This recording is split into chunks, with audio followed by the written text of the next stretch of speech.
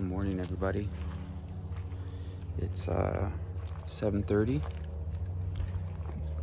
Decent sleep, just maybe too much sleep. We jumped into bed about 8:30, so very close to 12 hours. Campground's starting to get lively. People waking up, some kids on their bikes.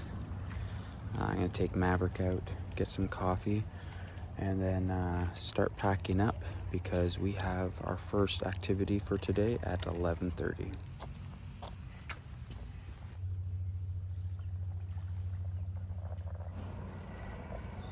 It's not even 8 o'clock yet, and there's people out jet skiing already.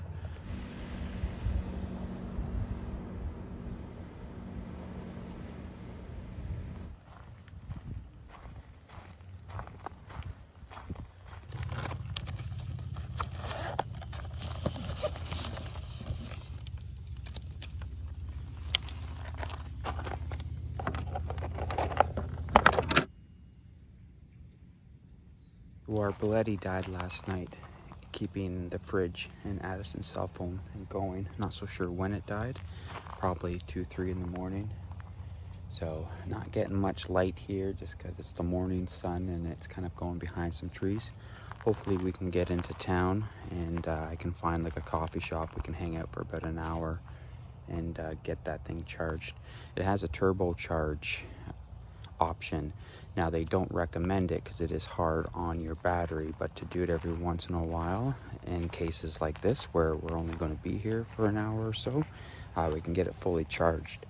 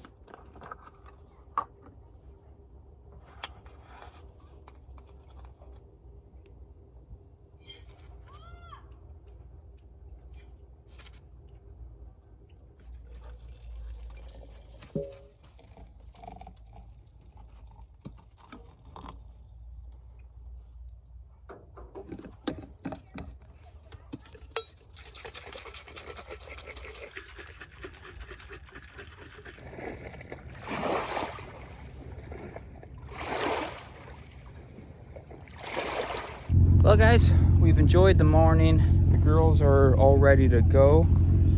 Just doing a quick little walk around the campsite, make sure that we didn't miss anything, but it looks good. This is definitely an awesome campsite. Great host, so we'll definitely be back. But now it's time to go get some breakfast and hit the road. Well guys, we made it to our destination today, and the girls are going to be going on an 1.5-hour horseback ride. This is Sun Hills Riding Center. They had the best reviews and 5 stars, and they are going on, like I said, an 1.5-hour horseback ride through the desert. I believe this way, and they're going to pass an old mine. So it's definitely really, really cool. Unfortunately, I can't attend because, well, we got Maverick, so I'm going to stay with him. Once the girls are, on the horses and gone after just a few videos, Maverick and I are going to be going back into town to try to find a spot to charge our Belletti. But the girls are just kind of getting their shoes on and stuff, and then we'll go head inside.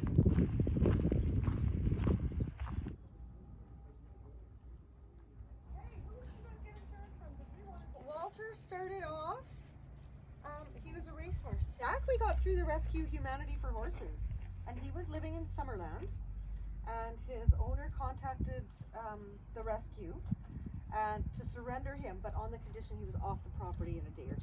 And then this is Gunner, and Gunner used to belong to a little girl, a 5-year-old, and her mother also had a horse.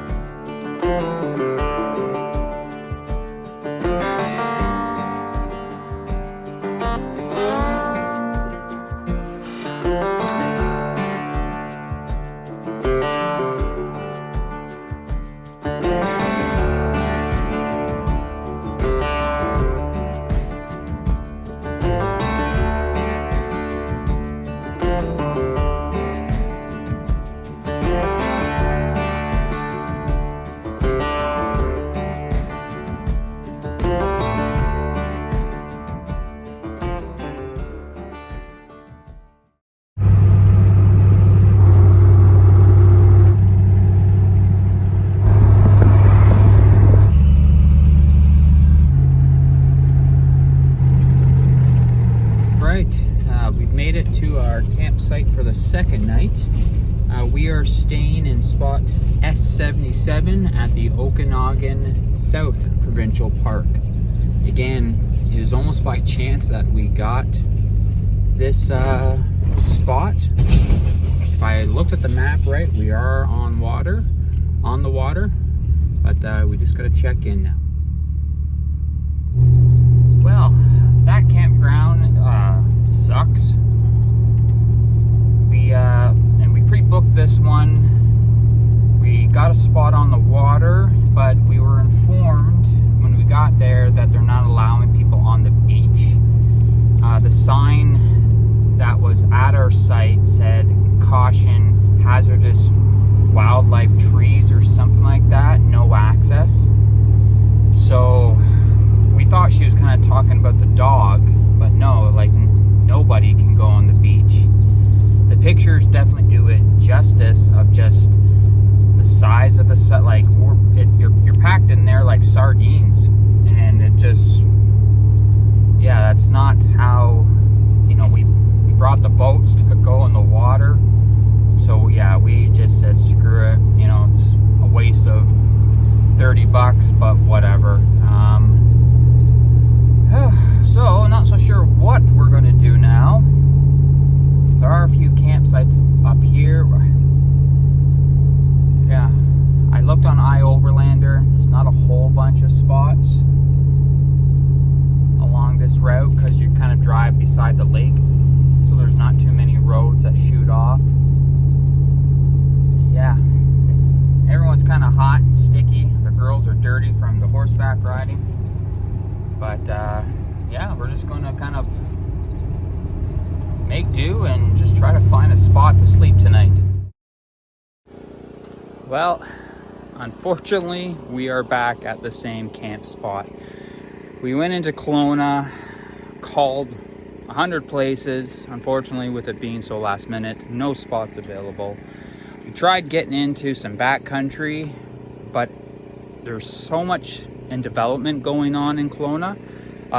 All the roads are basically, they got the big cinder blocks, you know, and denying access, which is definitely disappointing. I'm sure there's tons.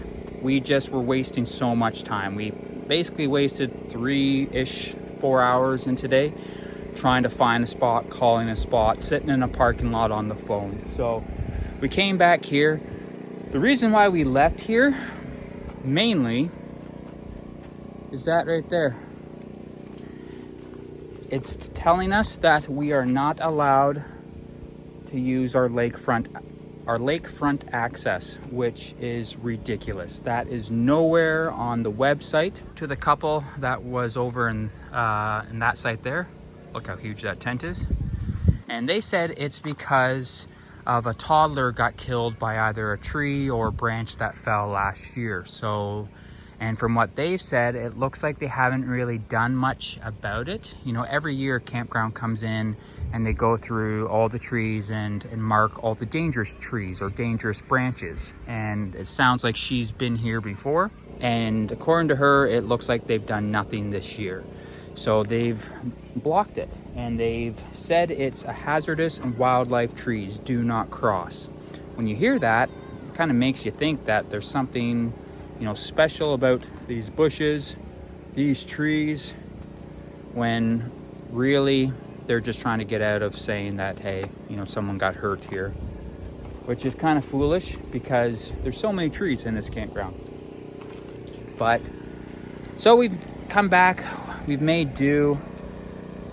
The bathrooms are decent. They do have showers, flush toilets here too, but I'll show you around camp. As you can see, compared to the last site, we are basically on top of each other. You can hear the people running their generator, which is very relaxing. And we're lucky enough to have garbage and recycling right beside us. So we've used our tarp just to add a little bit of privacy. We'll put the chairs out by the fireplace. We've got our kitchen set up all ready. We'll actually do a little bit of cooking tonight, but it will be fairly easy. But that's how close our site is. And Addison was wanting to have a good night's sleep. So she is in the tent. This is just an Ozark and 2 to 3 person tent. She's in there. As I said, we do have lakefront. We'll go down there a little bit later. But you can definitely tell this campground is not maintained as well right away. Garbage. More garbage. There's some more garbage over here too. Yeah. Garbage. So far, this one's definitely not getting 5 stars.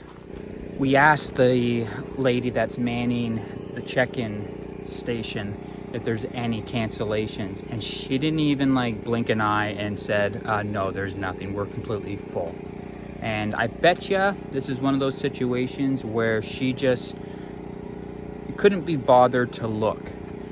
So if you ever do meet somebody like how we did in a Soyuz at Haynes Point that actually follows through and helps you, that's huge, because from my experience of working in BC parks, it's so easy to just say, we're full. Because 1, it's one less site to clean the following day.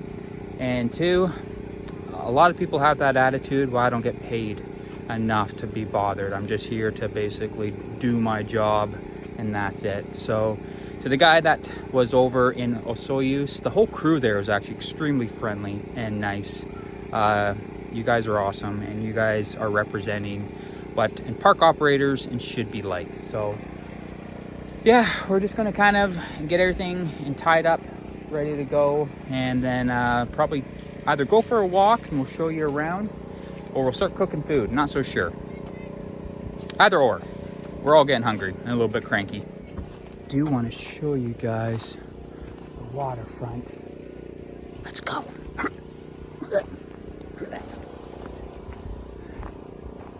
I feel like I'm committing crimes.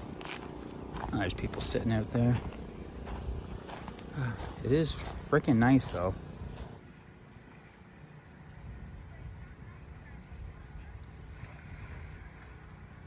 You see a lot of these trees, the bad angle they're on, a lot of dead branches. So yeah, like that whole branch right there is dead. They should have cut that. But definitely pretty darn beautiful.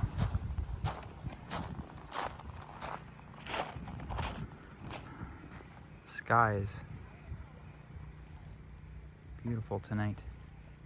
It was raining a little bit when we were driving here, but beautiful. Right, get back. Yeah, for how busy this park is, they should, be keeping on top of that.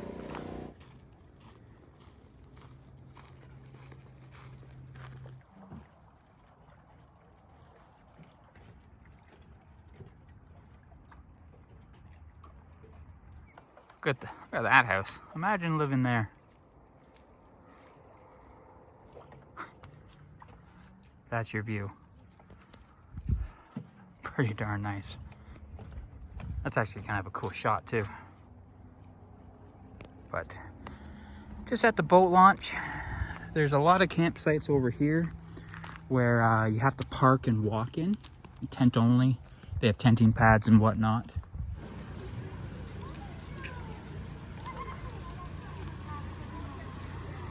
Oh, it keeps going this way, eh?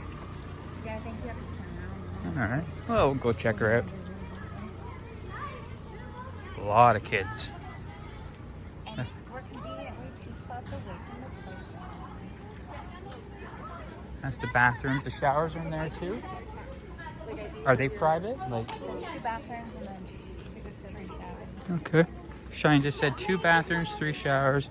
Again, you see all the paper outside the shower. Again, it's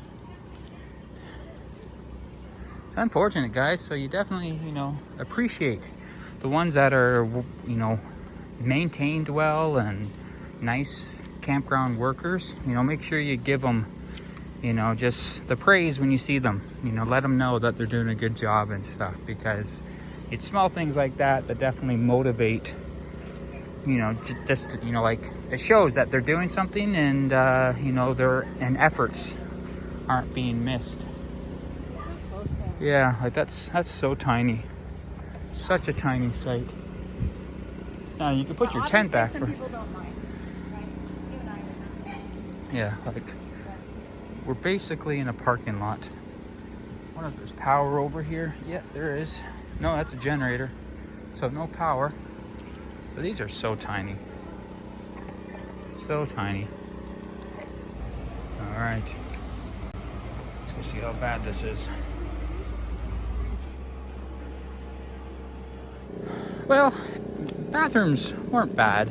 It's, again, the workers is going to make all the difference. You got a good crew on, they'll keep it nice and clean. You don't, well, then it is what it is. So, but this is the sounds of nature we get to listen to. You know, I've been preaching just how nice it is to camp sometimes at a well-ran park. This is one of those times when it's not, you know, the greatest, but yeah, and if we could just have that freedom to just, you know, mosey on down to the water whenever we liked and didn't think we would get in trouble, then that would help drown out a lot of this noise and just a lot of the negatives to this campground. But it is what it is. I'm going to make supper, and yeah, it's late. It's almost 8 o'clock. Another late night. You guys know the drill. We're having the same thing that we've had now twice on the channel, but in French this time. Just the ribs. I'd be lying if I said I didn't like these.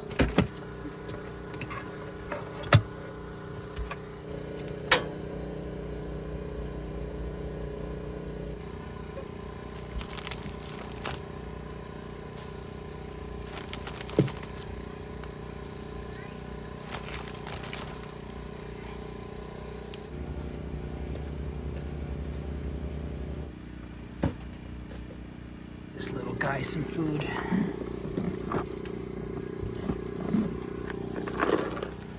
He's been so good.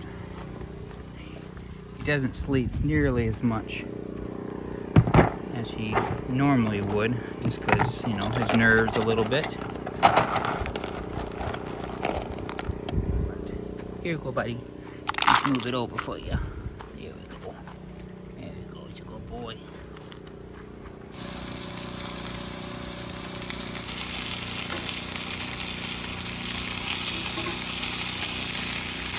I'm glad today went, you know, good with the horseback riding for the girls and stuff. Because after that, it was just kind of a, you know, a downer day. Beautiful drive to get here, you know, following the Okanagan Lake basically the entire way here. But just, you know, having such a great campground last night, and that's, you know, was probably the campground gods being like, you know what, we'll bless you tonight. Tomorrow, you're in for it. Again, nothing too special tonight. Just too tired, but just riblets, some habanero cheese. No other fixin'. This is good enough. We got chips, mini pops. This will be just fine.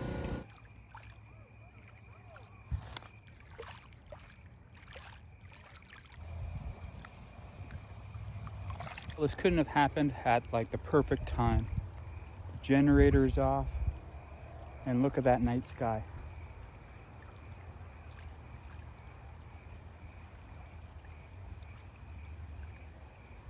Super pretty.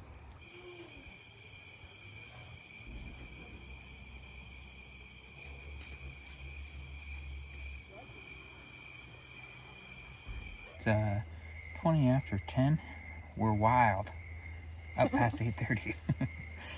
So, yeah. Went and had a shower. You got to keep pushing it just to keep the hot water going. But other than that, warm enough. It was quiet. At this time of night, it was busy at 9-ish. And yeah, we brought this little guy up because he's stressing out. And he's been with us 24/7 basically. since we got him.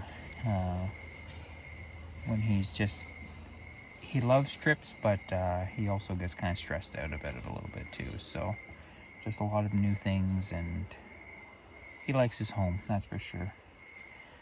But yeah, guys, we're just going to go to sleep, and we'll see you in the morning.